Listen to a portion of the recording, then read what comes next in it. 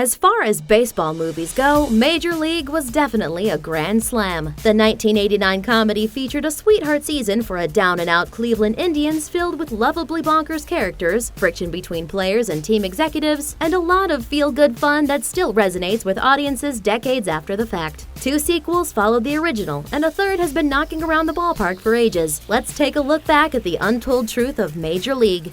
Winner takes all. Writer-director David Ward originally came up with his concept for Major League based on his own personal love for the ball club it featured. The Cleveland Indians, who again lost out on a chance at the World Series title in 2016, hadn't taken home a trophy since 1948. So Ward, a longtime fan, wanted to turn their luck around, even if it was just on screen. As he told Yahoo Sports, "I started to feel like the only way I would see the Indians win anything is if I made a movie where they did. I realized it would have to be a comedy because nobody would take this seriously."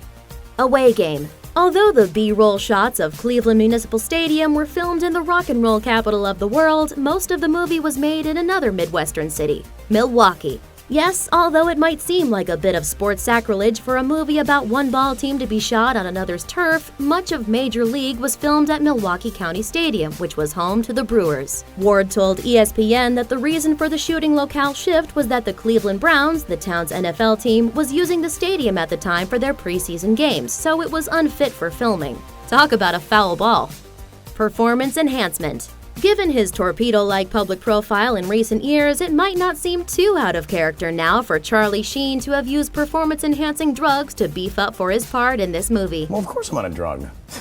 It's called Charlie Sheen. What might be surprising, though, is why. Sheen told Sports Illustrated that he considers the sport of baseball not just a hobby, but a religion, and that it's the only sport he cares about watching. His favorite team was actually the Indians' rival, the Cincinnati Reds. Meanwhile, he even played baseball in high school and was teetering on making it to the big time at one point. Taking steroids, Sheen revealed, made his fastball reach up to 85 miles per hour, but it also made him a little testy when it came to criticism of Ricky Vaughn's signature hairdo. The actor admitted that because he was so on edge from the drugs, he got into some scuffles with bar patrons who made fun of his raised mane during off time from the shoot. Years later, people still consistently call him Wild Thing, though maybe for different reasons these days. And he even revived the character for Game 7 of the 2016 World Series matchup between the Indians and the Chicago Cubs in hopes of bringing a little luck on his on-screen team.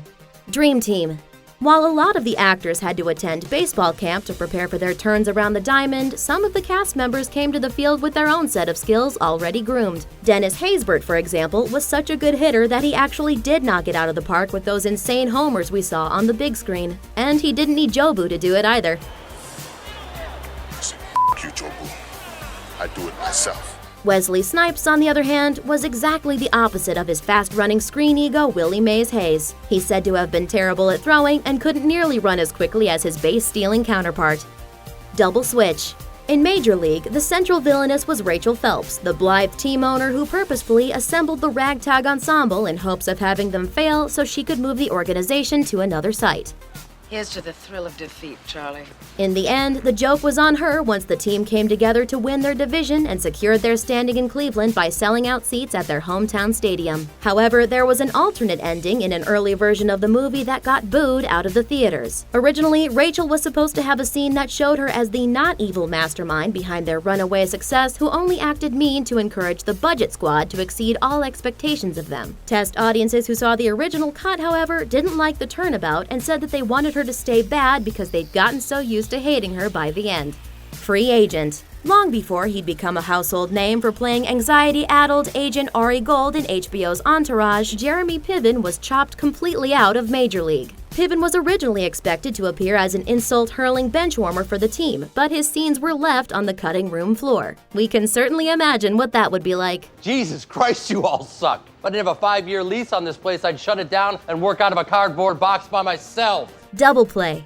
Although David Ward did return to helm the 1994 follow-up film Major League 2, he doesn't exactly consider the film to rank among his finest achievements. He publicly panned the second pick, for which he didn't write the screenplay, as being not as good as the first one and said that it tried too hard to be funny. Neither Ward nor Charlie Sheen were involved with the third installment, Back to the Minors. They both hated the movie so much that neither of them even counted as a Major League movie and widely refer to the sequel they're hoping will happen next as Major League 3. The closer.